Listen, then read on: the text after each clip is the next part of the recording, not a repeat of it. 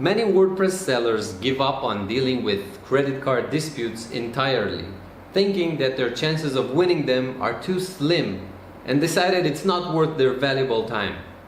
In this video, I'm going to uncover the unique techniques we've developed at Freemius, which helped us take our disputes win success rate from 4% all the way up to 30%.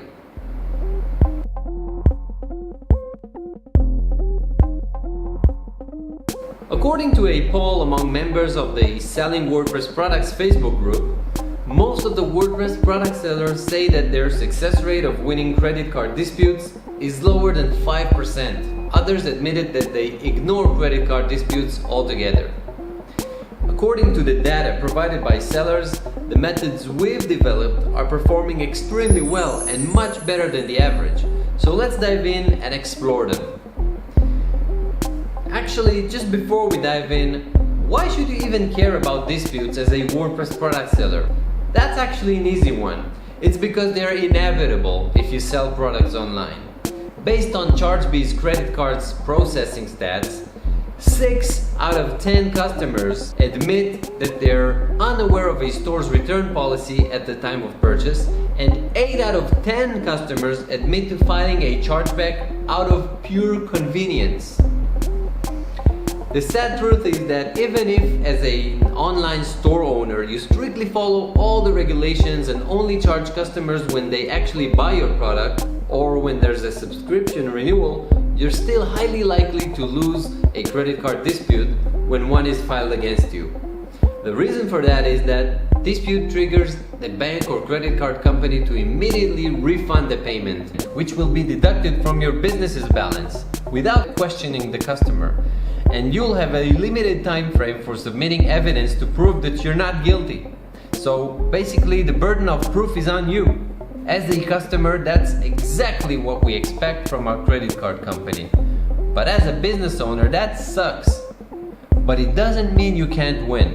One of the main reasons sellers lose disputes, even though they are acting correctly and have done nothing wrong, is that they're unable to prove their innocence or simply don't want to deal with it. That's a big mistake.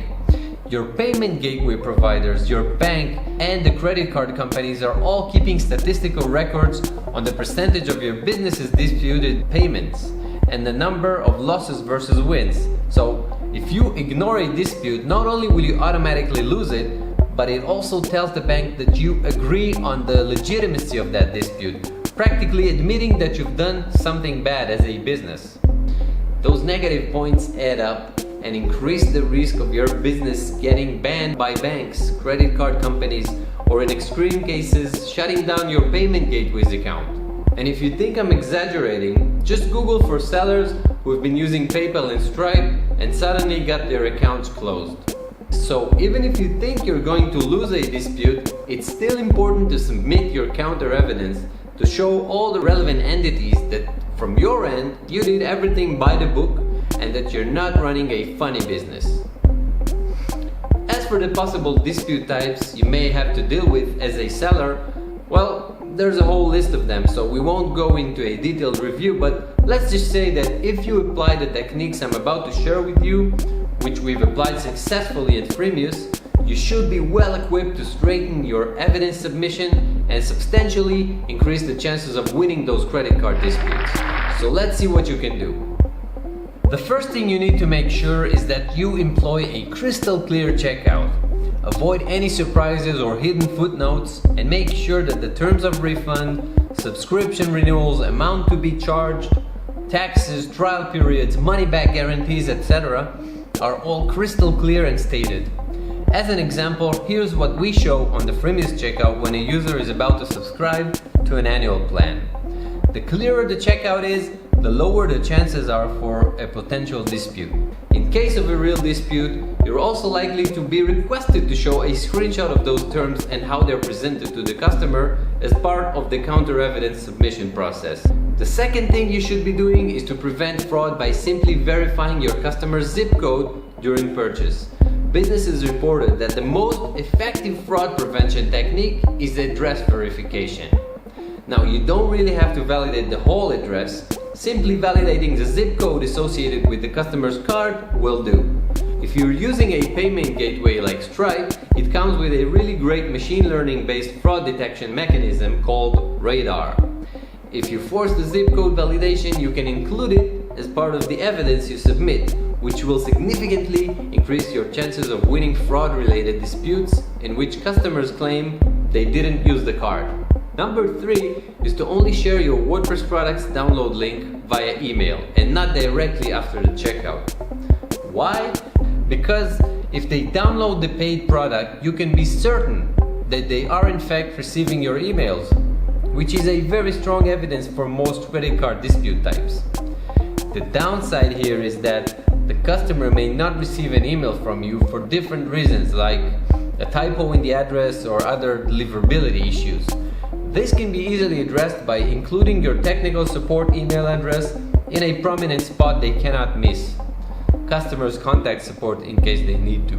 When you only share the download link via email, in some cases users make typos when they type in their email address, and this may lead to product not delivered type of disputes.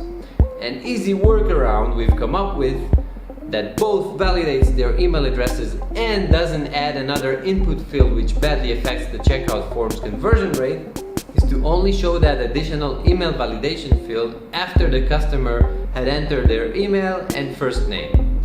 This approach will eliminate most of those product not delivered claims.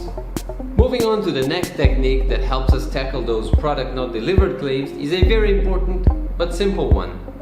Track the download event. If you can prove that the customer had indeed downloaded the product and are able to include details such as when and from which device, then you're most likely going to win that credit card dispute type. Simply track those events to be able to present the data if you need to. And it will also help you when selling to customers from the European Union, where the 14-day cooling off period applies and says that a customer from the European Union can return the supplied product for any reason and get a refund during 14 days. That rule is a little different for digital products, for which it's respected only if the customer didn't unbox the product, meaning they didn't download it during those 14 days. If you sell subscriptions, we have a great technique that helps us void most of the fraudulent disputes where the cardholder claims that they didn't authorize the payment. It's quite simple actually. We email a subscription renewal reminder enough time in advance and we track the open event. Here's an example of the events section of a site with an active subscription on Freemius. As you can see, it clearly shows that the subscription renewal reminder was opened by the customer 2 hours after it was sent. We can submit this as part of the counter evidence, and it's almost certain to win us the dispute because we can prove that the customer knew about the upcoming renewal and had enough time to cancel it.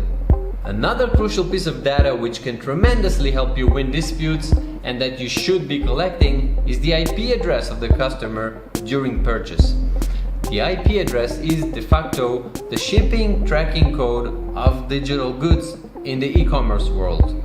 It's a mandatory field that you have to fill in when submitting evidence for any type of credit card or PayPal disputes. The IP address helps the bank to validate if there's a match in the geolocation associated with the IP address and the cardholder's address, and check if the cardholder had ever logged into the bank or credit card's website from that IP. When there is a match, obviously it refutes most fraudulent type disputes. I'll add to that in general, the more data you can show about your product's usage by the customer, the better.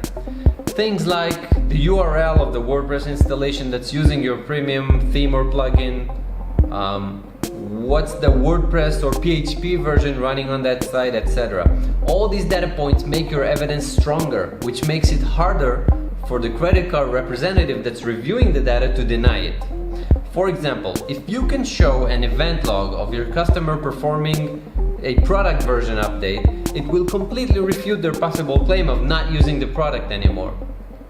We've all heard of the common confusion that deactivating a product also automatically cancels its subscription. To tackle that, when a customer clicks on your premium plugin's deactivation button or tries to switch from your premium theme to another, instead of just deactivating your product, ask ask the customer if they're interested in canceling its subscription as well. I recommend you do that only after checking if the license is associated with any additional websites. You don't want to cancel their subscription for all of them. One of the things that confuse consumers the most when they read their credit card statement at the end of the month is if they see a company name that they do not recognize. A good practice would be to make the product name similar or at least close to the company's name so that it makes sense for the consumer and doesn't make them think they've been frauded. In case your company's name doesn't resemble your product's name, you can use the dynamic soft descriptors to control and modify the description that will appear on the customer's credit card statement and make it more familiar to them. This will significantly reduce the unrecognizable charge dispute types. To wrap up all of my advice here, I just want to add one more tip that can save you a ton of time when dealing with credit card disputes and submitting your counter evidence to fight them. My suggestion for you is to automate whatever you can in those efforts. As a developer, you can almost fully automate the whole process of collecting all these data points and transactional events, and then pull it all out of your database to quickly generate your counter evidence. That's what I've got for you in this video. Hopefully it is useful for your business. I think that you should definitely implement the proven practices which I've demonstrated here if you want to keep running a healthy business.